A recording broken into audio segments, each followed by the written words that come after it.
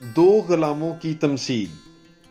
مقدس متی کی انجیل اس کا 24 باب 45 تا 51 آیات تک۔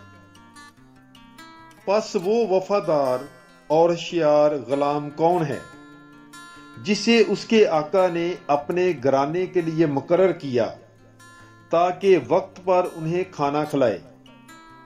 مبارک ہے وہ غلام جسے آقا آ کر یوں ہی کرتا پائے۔ میں تم سے سچ کہتا ہوں کہ وہ اسے اپنے سب مال کا مختار کر دے گا۔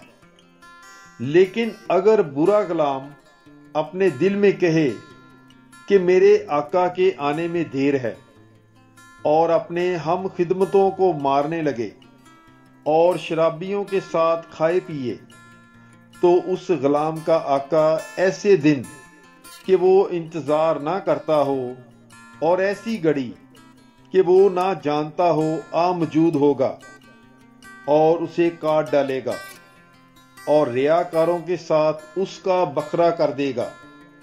وہاں رونا اور دانتوں کا بجنا ہوگا۔ پاک کلام کے پڑھے اور سنے جانے پر خداوند کی برکت ہو۔ خدا کا شکر ہو۔ God bless you. Bible is life.